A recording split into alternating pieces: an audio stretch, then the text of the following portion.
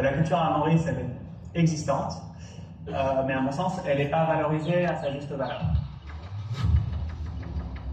On est à une période un peu charnière à l'île Maurice. Il y a pas mal de bâtons dans les roues, mais en même temps, ce qui est paradoxal, c'est que c'est une période très créative, de nouveaux festivals, de nouvelles expositions, de nouveaux talents qui émergent. Quand on a créé la Isla, c'était d'aller dénicher un peu les trésors de l'île, que ce soit les nouveaux talents et les lieux de patrimoine les plus insolites, les plus méconnus, et inciter le public à se passionner pour la culture à Maurice. Bien sûr, il y a d'autres enjeux socio-éducatifs plus urgents, mais on a tendance à oublier l'importance de la culture, l'importance de ce que la culture peut permettre dans les relations entre chacun, dans le rôle du citoyen. Et la culture, pour moi, c'est l'expression des diversités, l'harmonie d'une société, et c'est le rayonnement d'une île internationale. Et ça, aujourd'hui, à Maurice, c'est un enjeu qui est vital pour le secteur culturel et qu'on doit arriver à connecter avec le tourisme. Il n'y a pas un grand acteur culturel qui peut faire autorité, ou une diversité d'acteurs culturels qui peuvent passer un message. On est sur un peu un no man's land. Est-ce que vous pouvez me citer un seul média spécialisé culture à Maurice en ce moment? On n'en a pas. La première radio de l'île, par exemple, n'a aucune place sur sa grille pour parler de l'actualité culturelle. Et ça, c'est du jamais vu. On est trop souvent sur des choses mainstream, on retrouve la plupart du temps le même programme dans des festivals quand la programmation est axée sur une musique mauricienne ou africaine, où on a souvent le même type d'artiste. Donc voilà, là il y a des choses qui doivent évoluer, on doit un peu briser les frontières. À Maurice, on a beaucoup d'initiatives ponctuelles, mais peu qui durent sur les années. Sans le soutien du secteur privé, les moyens sont trop peu importants pour arriver à avoir de l'ambition.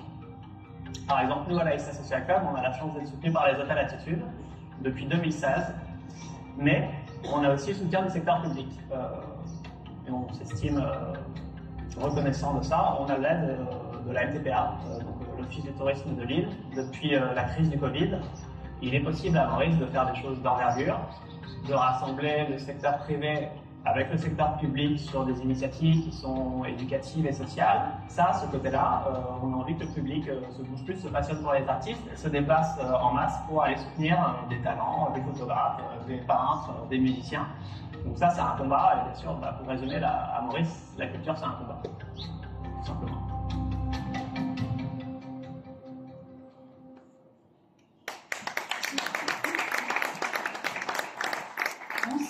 Bonsoir. Donc, bonsoir à toutes et à tous et surtout bienvenue.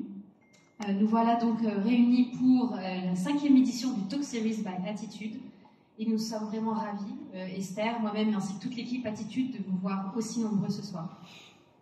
Nous sommes ravis de voir cet engouement pour ce lieu si unique qui est House of Digital Art qui nous accueille ce soir.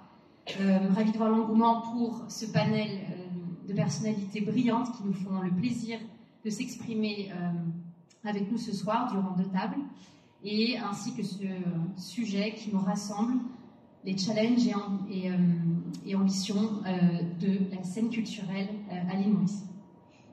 Mais avant toute chose, petit rappel, Talk Series, qu'est-ce que c'est? Donc c'est un lieu qu'on a voulu d'échange, un lieu d'inspiration pour parler des sujets qui comptent à l'île Maurice comme ailleurs.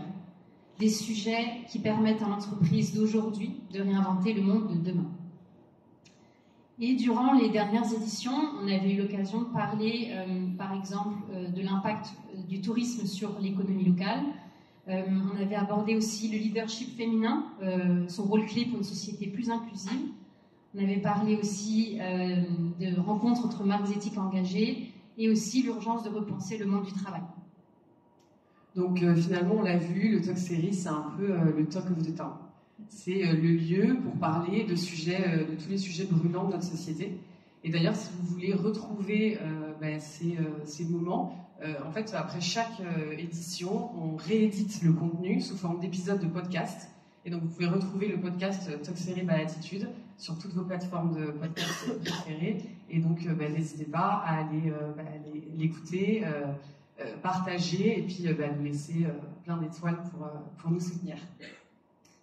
Donc, le sujet de ce soir qu'on aborde, c'est un sujet en fait qui nous est cher, parce que chez Attitude, on a à cœur depuis toujours de soutenir la culture locale. Et depuis 15 ans maintenant, Attitude célèbre, revendique et fait vivre cette authenticité mauricienne dans nos hôtels. Et ça fait partie de nos 3 piliers d'engagement sur lesquels on actionne toute l'année. Et en fait, il faut savoir, depuis toujours, en fait, finalement, les hôtels à Maurice ont longtemps été des lieux d'expression et de valorisation pour les artistes. À l'époque, dans les tout premiers hôtels, c'était des nouvelles scènes où pouvaient se produire les artistes, et ça permettait de faire cette connexion, ce voyage entre finalement une audience étrangère et puis faire connaître ces sonorités locales, faire traverser les frontières. Et en fait, nous, en 2018, on a eu envie de comprendre, on a eu envie de comprendre et on a eu envie d'aller plus loin. Donc la question, c'était vraiment de se dire comment aller au-delà du simple sponsoring. Comment on pouvait vraiment amener cette aide financière, mais aussi humaine. Et donc du coup, c'est à ce moment-là, en 2018, qu'on a lancé notre concours de musique Compose la musique. Et c'est du coup un tremplin qui a permis à des artistes locaux finalement de se professionnaliser, et aujourd'hui qui sont en tête d'affiche de très beaux événements à l'île Maurice. Et au-delà de ça, on avait aussi cette ambition de faire connaître, finalement d'aller sur le tourisme culturel. Donc l'idée, c'était vraiment d'aller chercher ces touristes amoureux de la culture et de leur dire, en fait, choisissez Maurice et vous assurer finalement d'écouter des découvertes locales de qualité. Et donc c'est évident, ces dernières années, les choses bougent, les structures publiques ou privées s'engagent dans des projets, mais pourquoi faire vivre la culture semble aujourd'hui encore être un combat, comme le disait Victor dans la vidéo pour le média 2 minutes. Et les projets sont-ils suffisants? Est-ce qu'ils sont pérennes? Est-ce qu'il faut revoir les modèles économiques?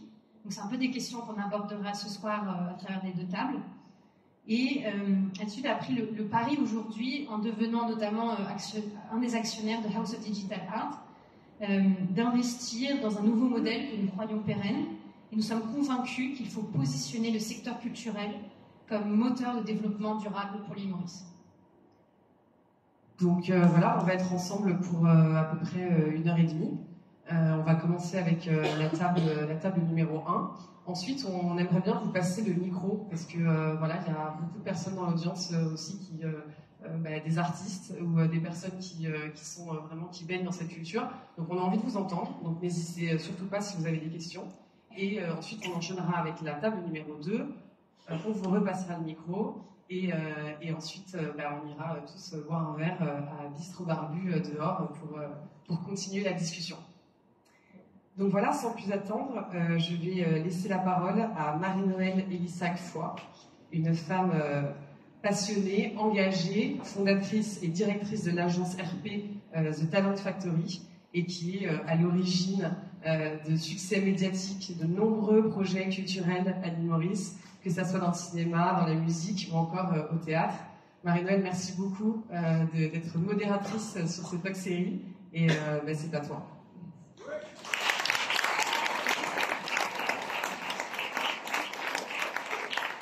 Merci Esther et merci Juliette de me donner cette opportunité. Évidemment, lorsqu'elles m'ont demandé d'animer ce talk series, j'ai dit oui, je ne pouvais pas dire non. Mon année avait très bien commencé. J'ai commencé en travaillant sur W. Penny. J'ai enchaîné avec Si mes étoiles de David Constantin. Ensuite, j'ai eu la chance que Astrid Dallé m'ait fait confiance avec une autre collègue pour l'ouverture de House of Digital Art. Je suis ravie d'être là pour la première événement public, le premier événement public de House of D. Ensuite, j'ai enchaîné avec le théâtre, avec le faiseur de miracles, de Jean-Jean Lécoutère. Je viens de terminer le lancement de l'héritage Marnaz et je vous inviterai bientôt au 4e festival du film européen. Important de dire tout cela pour vous montrer en fait qu'on a une scène culturelle dynamique cette année, mais évidemment une scène culturelle qui qui a tous ces écueils et tous ces enjeux. Nous aurions pu, en fait, en préparant ce sujet, avoir plusieurs portes d'entrée sur un sujet aussi vaste que l'art et la culture. Nous avons choisi d'avoir une approche assez pragmatique parce qu'au final, nous sommes là invités par le groupe Attitude qui cherche aujourd'hui à nourrir sa réflexion stratégique sur le rôle qu'ils peuvent jouer en tant qu'opérateurs économiques, en tant qu'opérateurs touristiques, l'impact qu'ils peuvent avoir sur la culture. On veut certainement passer de la visibilité à l'impact et c'est pour cela que nous avons 2 tables rondes, 2 conversations très spécifiques. La première doit nous permettre de comprendre aujourd'hui quelle est l'offre culturelle qui fonctionne et la deuxième va nous permettre de comprendre comment est-ce qu'on peut pérenniser un projet culturel. Et le point commun de ces 2 tables rondes restera évidemment le modèle économique, l'approche des promoteurs de ces projets culturels. Donc, sans plus attendre, je vais appeler mes intervenants pour ma première table. D'abord, Astrid Dallé, celle qui nous accueille ce soir.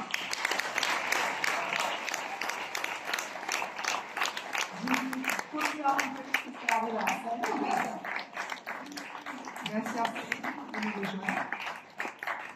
Évidemment, Astrid, ce n'est pas de présentation. Je vais tout simplement dire qu'elle se dit une souffleuse d'idées. Et on sait très bien que lorsqu'Astrid a une idée, ça donne pour lui ou ça donne le House of Tea. Merci Astrid de nous accueillir ce soir. On ne peut pas parler de culture sans appeler Daniela Bastien, notre anthropologue, musicienne et artiste. Il nous faut bien le regard de l'anthropologue ce soir pour comprendre ce rapport à l'œuvre culturelle. Merci Daniela de nous rejoindre.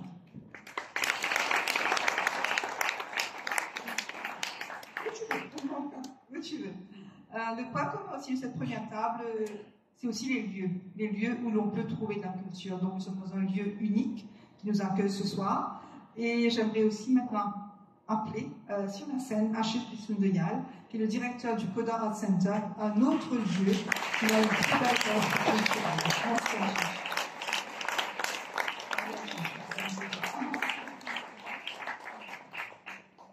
Merci de nous rejoindre. Et je vais terminer, lorsqu'on a pensé à cette première table, on s'est dit, on a parlé des lieux de culture, on a parlé du rapport à la culture, mais il faut aussi parler de phénomène, je vais appeler vraiment un phénomène culturel de 2023. Je vais appeler John Rabot, qui est le réalisateur de Bruxelles. Merci de vous rejoindre.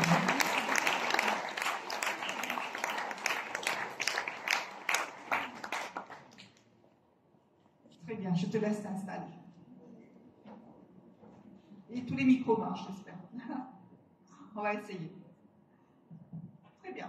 La première question va être pour Daniela. On a parlé, Daniela, toi-même. La première question, c'est pour toi. En fait, on a parlé d'offres, de ce rapport. La première question va être, en fait, pourquoi a-t-on besoin, en tant qu'humain, individu, pourquoi a-t-on besoin de culture? Merci Marie-Noël, merci tout le monde d'être présent aujourd'hui. Alors quand on parle de culture, je vais parler de ce point de vue de l'anthropologue. Qu'est-ce que l'anthropologie? C'est l'étude des êtres humains. La culture, en fait, c'est l'élément fondamental plutôt de l'anthropologie. Tout tourne autour de ça. En fait, l'objet même, c'est que l'anthropologie rend compte de la diversité des peuples et aussi de l'unicité du genre humain. Donc, c'est un élément vital, la culture. C'est-à-dire, comment est-ce que les êtres humains, ils parlent d'eux-mêmes, ils se représentent le monde, comment est-ce qu'ils parlent de leur présent, comment est-ce qu'ils rêvent de l'avenir, comment est-ce qu'ils parlent de leur passé aussi, et surtout, comment ils se lient les uns aux autres. Donc, fondamentalement, l'homme, c'est un grand débat. Est-ce que l'homme existe sans culture? On rentre dans ce débat très philosophique. Est-ce que l'homme est un être culturel comparé à naturel? Mais n'empêche que les êtres humains, depuis toujours, on a créé un mode d'être au monde, une manière de se représenter le monde et aussi une manière Et c'est ça qui est extraordinaire en fait, parce que c'est ce qui nous rend vivants, c'est ce qui nous fait nous connecter aux autres. Et dans la petite vidéo du média 2 minutes, il le dit bien que ça nous permet de rendre compte de la diversité et de la richesse du genre humain. Donc oui, l'homme, on a besoin de culture. Et là, ça me fait penser à cette chanson dans les années 80, début des années 80, José Boirou, qui reprend les mots de Marcus Garvey et qu'il dit la chanson fait comme ça, quand elle pète, pas connu son histoire, n'a pas connu son origine, n'a pas qui le tire, ni comme un pied qui n'a pas racine. Donc, ça nous permet aussi, la culture, de nous enraciner quelque part. Ça nous permet de nous inscrire dans une historicité et de se connecter à soi-même et aux autres. Merci pour cette préambule. Je crois que c'est une bonne transition pour Astrid. Tu as parlé de s'inscrire dans un territoire, s'inscrire dans une histoire. On est ici à House of D avec une première saison qui s'appelle C'était un territoire entre 10 minutes, je ne me trompe pas. Peut-on déjà parler, Astrid, d'un premier bilan de ce lieu magnifique, unique, qui a réuni aussi, je crois, les Mauriciens de tous horizons et tous bords?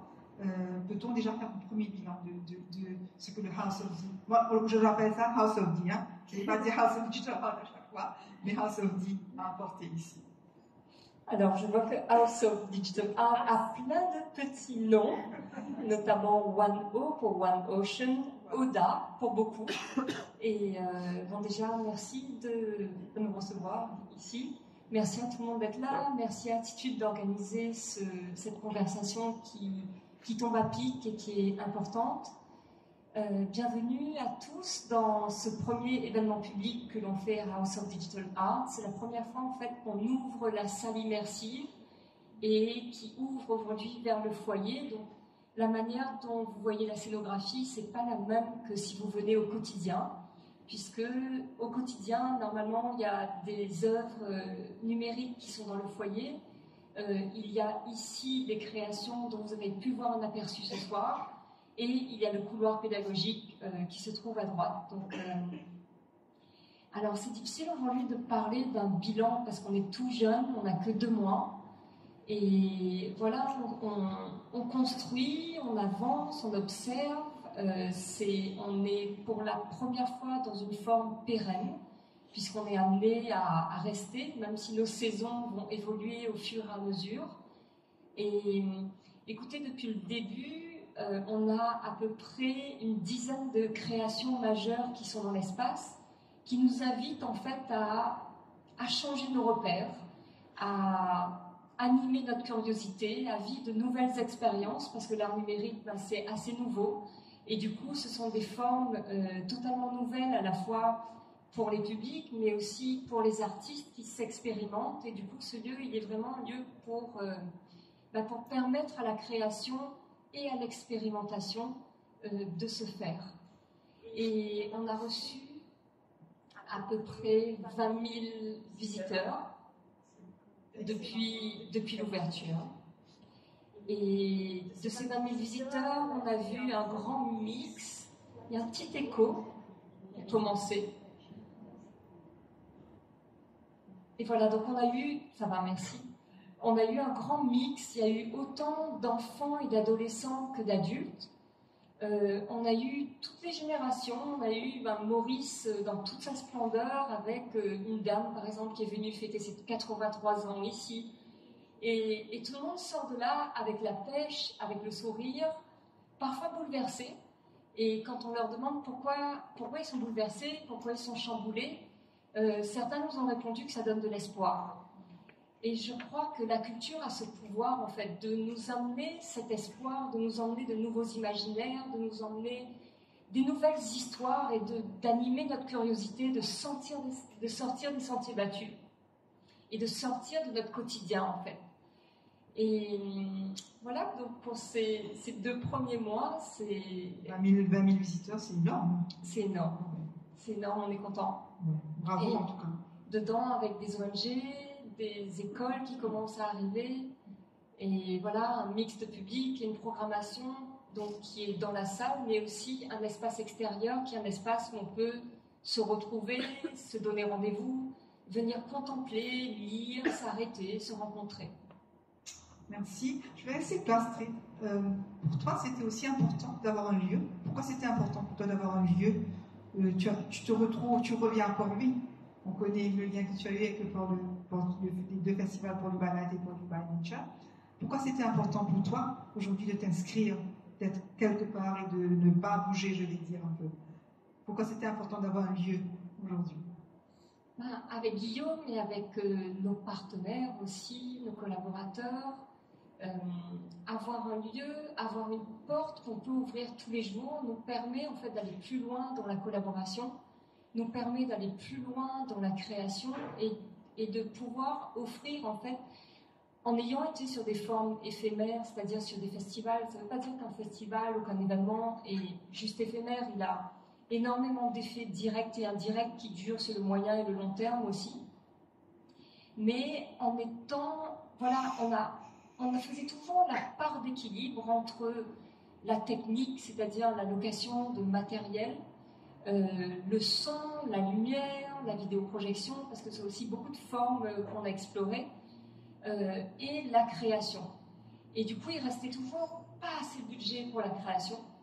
Et on a aujourd'hui inversé la roue, c'est-à-dire qu'on a mis en place une salle avec un équipement technique de qualité et qui permet en fait de dédier 75% du budget à la création.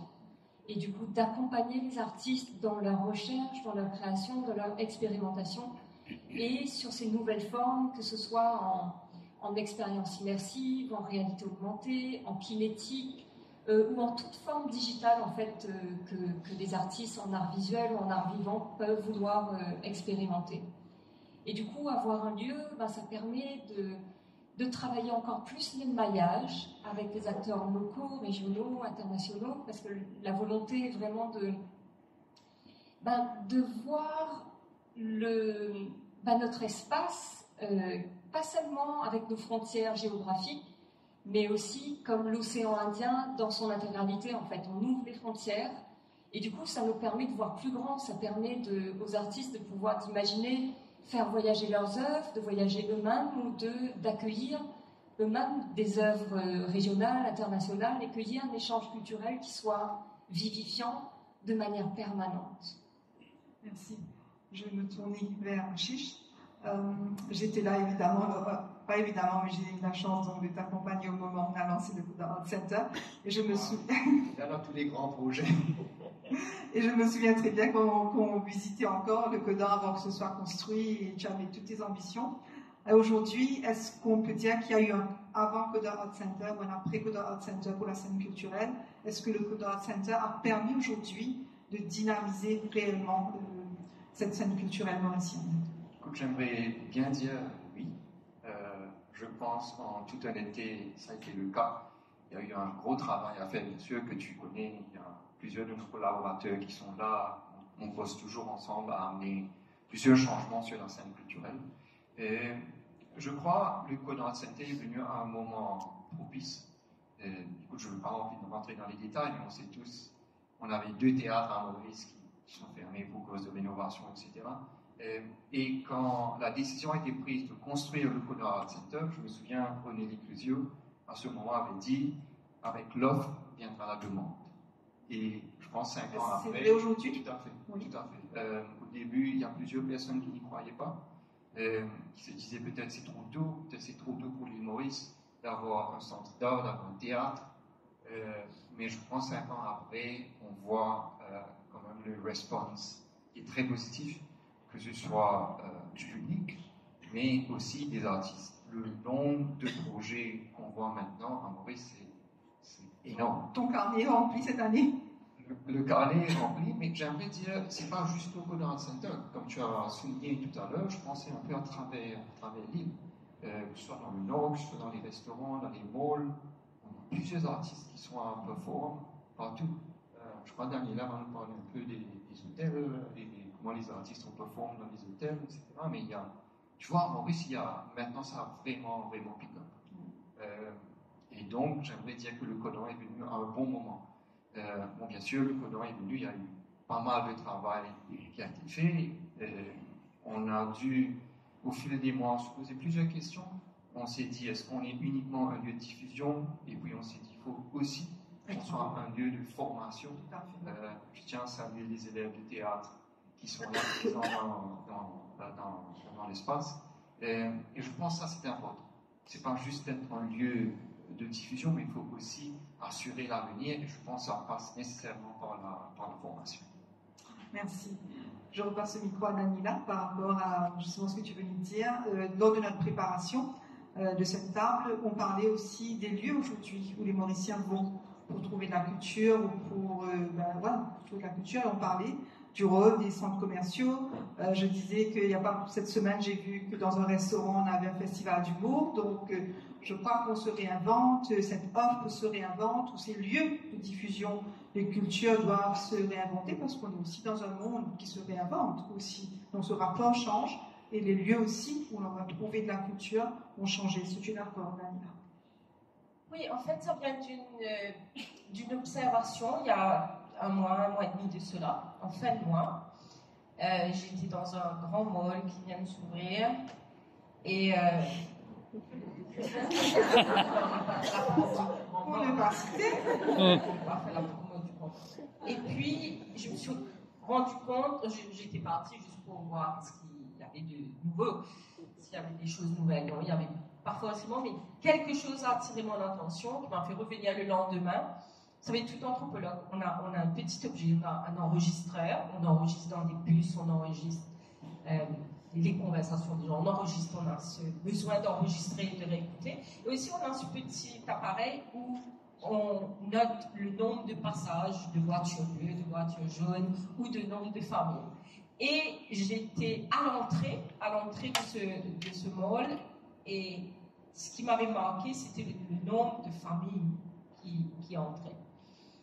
Et je suis restée là 2h30, 3h, et il y avait des centaines de familles qui entraient, qui sont venues à 3 ou 4, ou plus, mais minimum 3, c'est-à-dire les parents, les grands-parents et les enfants. Et quand on est dans ce mall, en fait, on a le food court, bien sûr, on a les magasins, on a la musique qui joue.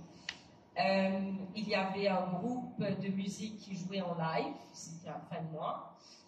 Et à part ça, à l'étage, il y a encore des magasins, vous allez certainement connaître le mot, il y a encore des magasins qui sont fermés, où il y a une publicité devant, opening soon, etc.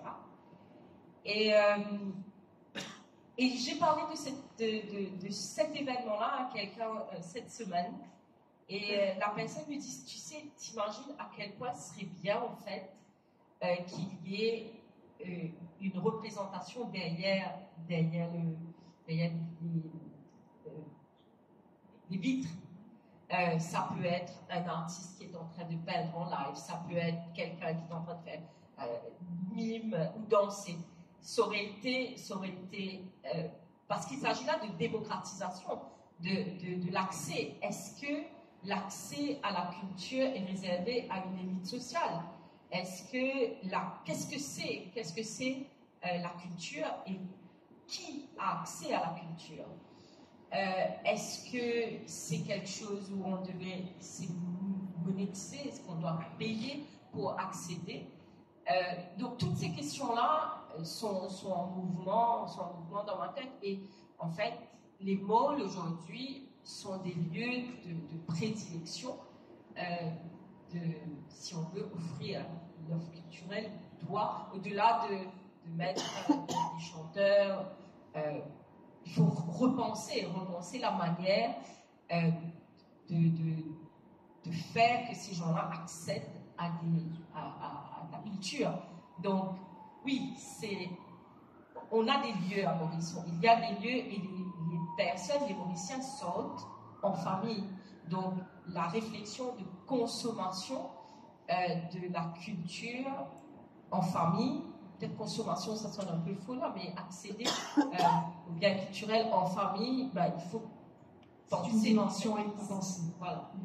Astrid, tu voulais rebondir? Si je peux rebondir, Dani, je pense que si ces endroits, ces malls, ces projets immobiliers se pensaient dès le départ avec une vision artistique et créative, avec des acteurs de la culture, on aurait eu beaucoup plus de diversité et beaucoup plus d'authenticité.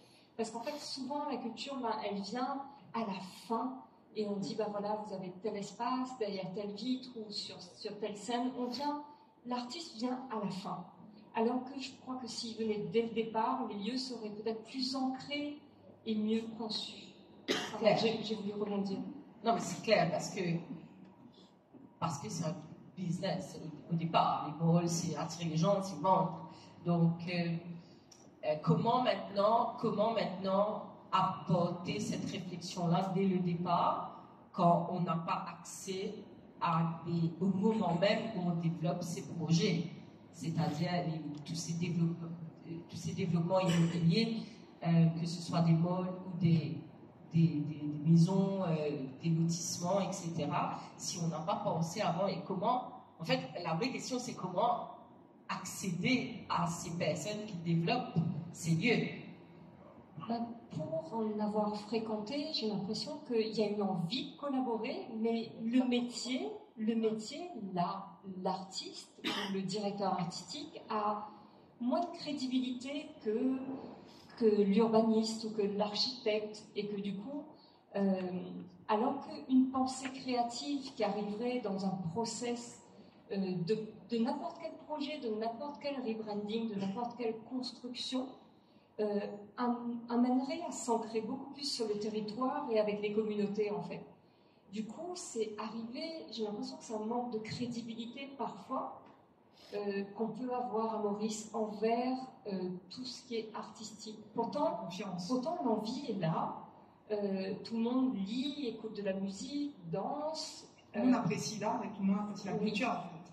Mais de là à faire le pas et à changer la donne, il y a encore un pas. Oui, tout le monde apprécie. On a eu un jour férié hier, et quand je regarde sur les pages Facebook, Instagram, j'ai vu des personnes qui ont posté des scènes de musique extraordinaires. Que même moi, j'ai découvert une danse spécifique. Voilà, qu'avec des hommes. Ils étaient en haut et je me suis dit, mais je veux voir ça ailleurs et je veux voir ça en dehors de cette fête aussi, parce que ça avait du sens et la danse disait quelque chose, mais c'était circonscrit dans un contexte religieux. Mais la diversité, on en a, c'est notre force à Maurice. Pour rebondir sur ce que tu viens de dire aussi, Astrid, c'est cette question aussi que j'aimerais poser peut-être aujourd'hui, c'est la question de la rentabilité ou la question... un chiche, après je vais aller John, ne vous inquiétez pas. Surtout, on en va... Non, allez, non, encore bien, John, tu vas... Ton tour viendra. Le grand rôle pour toi après. Non, c'était surtout cette question de toucher tout le monde. Est-ce qu'aujourd'hui... par rapport à ce qu'on vient de dire, le fait que on retrouve aussi des gens qui viennent dans les malls pour profiter d'un concert, avoir accès à un artiste qu'on ne verrait pas peut-être dans une scène, et on aura les moyens aussi d'aller se payer un billet de concert. Est-ce qu'aujourd'hui le Coda Art Center touche tout le monde, ou comment est-ce que tu fais aussi pour soutenir d'autres types de projets? Écoute, la mission même du Coda Art Center, quand ça a été créé, on avait un but de démocratiser. Non, l'idée même de démocratiser, c'est bien, c'est une énorme responsabilité, et avec tout ça, bien sûr, tout ce qui est l'implication financière. On a mis en place un scheme avec les artistes, on collabore beaucoup, surtout on travaille sur un split de revenue avec les artistes pour pouvoir permettre... Donc, on arrive un modèle économique avec les artistes. Voilà, on arrive à accueillir des artistes chez nous pour qu'on puisse disséminer tous les projets artistiques. Mais ceci dit, il y a toujours un gros travail à faire, un grand travail à faire pour pouvoir attirer, je pense, toutes les personnes. C'est vrai qu'il y a plusieurs événements qui se font à travers l'île. Venir dans un théâtre n'est pas nécessairement dans notre culture. Je pense le fait qu'on n'est pas habitué. Il y a peut-être une génération, voire même 2 générations qui n'ont pas eu accès dans un théâtre, qui ne savent pas, qui ne connaissent pas en fait c'est quoi un théâtre. Je me souviens tout récemment, on a eu la visite des écoles primaires. Je me souviens la première question que les enfants m'ont posée, c'était est-ce qu'ils nous donnent la salle cinéma? Et là, c'est worrying. Je pense que ça nous concerne tous comme acteurs culturels si les enfants viennent dans une salle de théâtre et pensent qu'on est dans une salle de cinéma. Ceci dit, il y a toujours tout cet aspect, toute cette volonté d'ouvrir les portes, mais il y a quand même l'autre réalité financière. On a essayé, nous, d'avoir plusieurs événements, donc la programmation est vraiment carrée, on est chanceux, on est heureux dessus. Donc il y a des événements qu'on délibérément, on décide d'avoir un prix moyen pour qu'on puisse faire entrer plusieurs personnes. Avec les élèves, on travaille un prix très réduit pour qu'on puisse leur donner accès. Donc il y a plusieurs schemes qu'on est en train d'essayer de mettre en place. Mais je pense qu'il nous faut, le Code Art Center est un lieu privé, je pense qu'il nous faut aussi avoir beaucoup de soutien pour ouvrir les portes à tout le monde. Je pense que Astrid va être tout à fait d'accord. On est dans un pays où l'État ne finance pas nécessairement la culture, et je pense que ça c'est un problème. Je pense que c'est un peu la responsabilité de l'État de contribuer au lieu culturel, comme c'est le cas à La Réunion ou d'ailleurs, juste à côté. Et je pense qu'il faut avoir un plan de financement quelque part. Grande question. Je demande de passer le micro à John Bravo, celui qui a fait le phénomène cinéma de l'année et qui a été autofinancé, donc qui a vraiment travaillé avec un budget bien minime. Je me souviens lorsqu'on s'est rencontrés, John et Daniela, par rapport à Blue Penny, on s'était dit, Blue Penny, on a beaucoup de chance, ça reste 2-3 semaines à l'affiche, on va être content. Mais au final, on est resté 8 semaines presque à l'affiche, et je le dirai toujours, sur la première soirée, on a fait mieux que John Wick, et je le dis parce que c'est important, mieux que John Wick 4. Je crois que ça a été tout le temps comme ça, là, le trend n'a pas changé. Comment est-ce que tu as vécu en fait, toi, John, ce phénomène Blue Penny, surtout sachant que c'est un film que tu as fait avec très peu de moyens, dans des conditions très compliquées, et qui au final reste un vrai succès de 2023 en termes d'art et de culture et de divertissement? Alors, on m'a souvent posé cette question pendant la période Blue Penny, comment je vivais ça, moi et l'équipe également. C'est toujours difficile à répondre. Maintenant, je commence à avoir un petit peu de recul pour en parler. Ce que je peux dire, c'est que c'était premièrement surprenant. On était agréablement surpris. Évidemment, on espérait que les gens allaient voir le film, que les gens se déplacent pour aller voir le film, mais on ne pensait pas que ça prendrait une ampleur pareille. Donc c'était surprenant et épuisant. Épuisant pourquoi? Parce que pour pouvoir, on a essayé la communication est très importante. On voulait bien communiquer sur le film lui-même et sur l'équipe. On a voulu mettre le talent en avant, tous ceux qui ont contribué à faire le film, tous ceux qui m'ont soutenu également. Parce que ça rejoint un petit peu ce que je disais par rapport à l'ouverture, par rapport à attirer un public. C'est que à Maurice, on n'a pas eu l'habitude de voir les films mauriciens. On en a vu de plus en plus depuis, je dirais, une dizaine d'années, de manière constante. C'est plus des événements qui arrivent une fois de temps en temps, ça arrive un peu plus régulièrement. Donc il y avait un vrai travail à faire pour communiquer là-dessus, pour emmener le public en salle. Ça me fait penser à un festival que j'ai été il y a une dizaine d'années en France, à Clermont-Ferrand, qui possède le plus grand festival de court-métrage au monde. Et j'ai fait une semaine au festival métrage, je croisais des gens. Je croisais une vieille dame qui habitait Clermont-Ferrand, qui était à la retraite. Et le festival existait à ce moment-là depuis à peu près 35 ans. Et cette dame vient au festival tous les ans depuis 30 ans. Donc, c'est pas parce qu'elle est retraitée qu'elle vient maintenant pour trouver une occupation, c'est dans ses habitudes. Elle vient, il y a le festival une fois par an, ça attire des centaines de milliers de personnes, c'est un très gros événement. Et elle vient, elle achète son petit carnet de tickets pour aller voir les projections pendant une semaine. Donc, par rapport au public, c'est surtout ça, c'est d'avoir une offre constante et détaillée pour justement que les gens soient conscients qu'ils aiment une fois, s'ils aiment, ils reviennent. Il y a une habitude qui se crée, c'est comme aller au théâtre, c'est comme aller à des concerts, etc. Et donc, avec Loupéni, on a voulu communiquer un maximum en détail sur le projet lui-même. Les gens, il y a eu des interviews des comédiens, de l'équipe technique, on a parlé des partenaires qui nous ont soutenus, on a montré un peu l'envers du décor, on a communiqué de manière structurée sur le film. C'est-à-dire, on a montré une affiche, on a montré le making-of, on a montré une annonce graduellement, échelonnée, pour que ça commence à s'installer et qu'on communique avec une nouvelle Daniela, vous connaissez bien, vous étiez derrière. Et ça, c'est une des questions qui nous avait inquiété avec Daniela avant la sortie, c'était la communication a assez bien fonctionné, mais est-ce que les gens vont se déplacer? Et c'était ça aussi ma question à un moment donné, mais ça je dois partager parce que bon, entre nous, le film, la communication, les gens se sont emparés du film.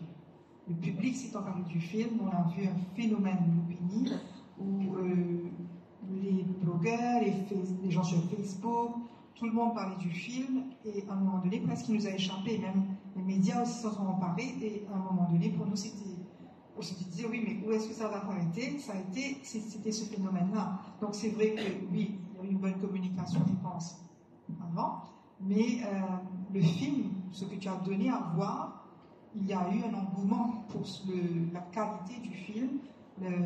Les gens, je pense, ne s'attendaient pas à voir un film comme Loupéni à la Mauricienne, et c'est ça qui fait que probablement ça a eu cet engouement l'anniversaire. Je pense qu'il y a, pour reposer là-dessus, je pense qu'il y a deux éléments. C'est qu'au départ, il y a eu un vrai effet de curiosité, parce que l'offre qu'on proposait n'était pas commun. Oui. En matière de cinéma, c'est-à-dire que la plupart des longs métrages qui ont été faits à Maurice étaient généralement des drames ou des comédies, des adaptations littéraires. Il n'y a pas eu de thriller, de film de genre, voilà. Et la qualité de l'image, je ne dis pas la qualité en termes de bon ou mauvais, mais le style de l'image, la lumière, l'ambiance, la musique, le travail du son, n'était pas commun. Donc pour moi, je pense qu'il y a un premier effet de curiosité, aller voir c'est quoi. Et le deuxième élément, c'est quand on voit un peu les statistiques du film chaque semaine, pour qu'il reste à l'affiche une semaine, c'est qu'il y a des gens qui vont le voir. Parce que sinon, ça coûte au cinéma de regarder un film s'il n'y a personne. Dans l'industrie cinématographique, on mesure toujours, quand un film sort, dès qu'il sort, la fréquentation commence à chuter. Peu importe le film, ça peut être Avatar, ça commence à chuter, c'est naturel. Et la mesure d'analyse pour voir si un film performe, s'il fonctionne en salle, c'est à la deuxième semaine, on mesure à quel point le pourcentage de la chute de fréquentation. Généralement, un film, on va dire un gros film, un gros blockbuster avec beaucoup de moyens, à la deuxième semaine, s'il fonctionne, il chute de 30%. Ça, c'est un film qui fonctionne. Pour nous, toute proportion gardée, quand à la deuxième semaine, la chute est de 14%. Ce qui implique qu'il y a eu du bouche à oreille. C'est-à-dire qu'après l'effet de curiosité, après la première semaine, les gens en ont parlé, et la tendance a à peine fléchi, c'est que les gens continuent à en parler, parce qu'une fois qu'on a communiqué, la communication, son impact, c'est principalement avant la sortie. Une fois que c'est sorti, les gens ont vu, les gens en parlent, s'ils aiment, s'ils n'aiment pas, et le reste, ça dépend du bouche à oreille. Donc, je pense que c'est pourquoi on a voulu à ce point structurer la communication, bien mettre en avant le film, et après, on se doit, si les gens aiment, ils vont en parler, et il va rester. Voilà. Je pense que c'est vraiment oui. J'aurais aimé ajouter quelque chose que l'on a vu aussi à House of Digital Art, c'est que le phénomène Loupéni le moment où on a autorisé les personnes à communiquer sur la page, Eux-mêmes ont parlé du film. eux-mêmes, ils se sont appropriés le film. Et ils ont commencé à en parler. C'est la même chose pour House of Digital Art. Ça, c'est intéressant quand on parle d'offres culturelles aussi. Des personnes, moi j'ai vu sur TikTok, des jeunes qui quittent le Victoria Urban Terminal, qui marchent, Qui et qui filment, sont live, et qui se filment, qui payent, et qui viennent là, et d'un coup, dans la salle immersive, quand ça commence, ils se jettent par terre et se mettent à filmer, et on a quand même 20-25 minutes de live sur TikTok. À partir de là, des personnes que l'on ne croyait pas venir à House of Digital Art, ils ont entendu parler de House of Digital Art. Et c'est là, je crois, il faut faire attention aussi, parce que souvent on va dans les clichés, ouais, le Mauricien il ne veut pas sortir, le Mauricien il va pas bouger pour aller voir un film mauricien, difficilement il va consommer mauricien. Je pense qu'il y a que le Mauricien il a envie, mais le lien entre ce qu'on lui donne et comment est-ce qu'il se l'approprie, je crois que c'est ce lien qu'il faut construire, et comprendre. Et quand on parle d'offres culturelles, de plus en plus, aujourd'hui, je me dis, on ne voit pas le patrimoine immatériel dans notre offre culturelle. C'est quelque chose qui est en train de disparaître. On a vu, il y a ce que j'ai vraiment beaucoup aimé, j'espère que vous avez regardé, un petit film d'animation que le Centre Nelson Mandela a fait sur un conte de Pompéi.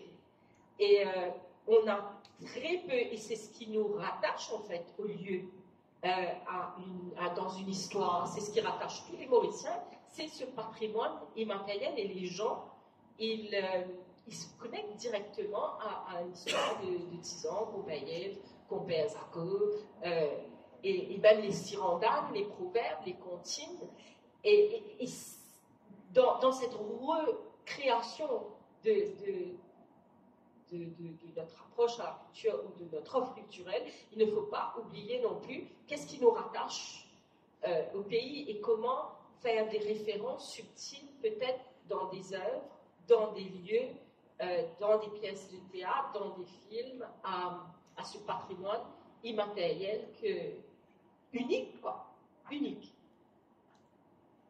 Je vais rebondir un petit peu là-dessus par rapport à ça.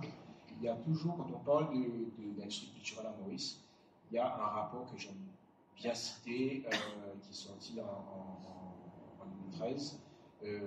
Évidemment, c'est un autre pays, c'est une autre culture, c'est un rapport du ministère de l'économie français et culturel qui ont fait une étude jointe sur l'impact de la culture sur l'économie française. Et dans les grandes lignes, encore une fois, c'est des pays différents, de cultures différentes, mais ça donne une bonne idée du mécanisme de fonctionnement du secteur culturel et son impact sur l'économie. Un des grands titres, c'était que ça rapporte 7 fois plus à l'économie que l'industrie automobile. C'est générateur de 600 000 emplois directs. C'est 104 milliards d'apports à l'économie avec tous les effets d'entraînement des activités culturelles, c'est-à-dire l'impact direct de l'activité culturelle et les effets autour, restauration, transport, etc.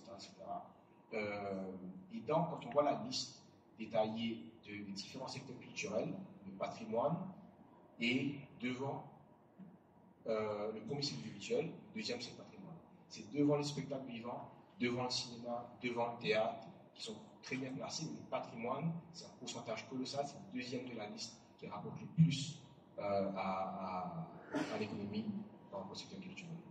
Je sais, Astrid, aussi que tu allais réagir. On est aussi dans un lieu qui parle aussi de patrimoine, de ce qui nous rattache aussi à notre identité aussi. Oui, totalement. Mais ça me fait penser aussi à un spectacle que j'ai vu il n'y a pas longtemps au Codan, qui était La légende du Pitaboth. et qui était mais magistrale. Et vraiment, j'ai rarement vu une qualité de spectacle aussi bien. Et c'était un orchestre sur scène, mis en scène par Mélanie Pérez et toi, Chiche. Et en fait, j'ai vu une salle qui était remplie. Et c'est vrai, par rapport à ce que tu disais, Damila, c'est qu'à partir du moment où on se réapproprie nos histoires, nos imaginaires, notre commun, pourquoi est-ce que le festival Port-Louis a fonctionné? Évidemment, bon, il y avait des prestations artistiques de qualité, les artistes ont pu réinventer, agir aussi sous de nouvelles formes, sur des formats magistraux également. Mais c'est aussi que Port-Louis est un lieu commun, est un lieu qui nous appartient tous, et on a besoin en fait de retrouver des communs, de retrouver des espaces physiques, immatériels, où l'on se retrouve. On a besoin de se retrouver, on a besoin de se rencontrer en fait. On ne peut plus continuer à vivre de manière aussi individuelle. Et je crois que les lieux, les films, les rendez-vous culturels sont des lieux de rencontre. Oui, totalement. Sont des lieux de rencontre. Je me tourne vers Esther pour savoir si j'ai encore du temps ou si je passe le micro. Voilà. Je vais ramener la question, mais c'est pas grave. Je vais passer. Merci déjà pour cet échange. Je vais encore donner la question, mais bon, on va passer. Je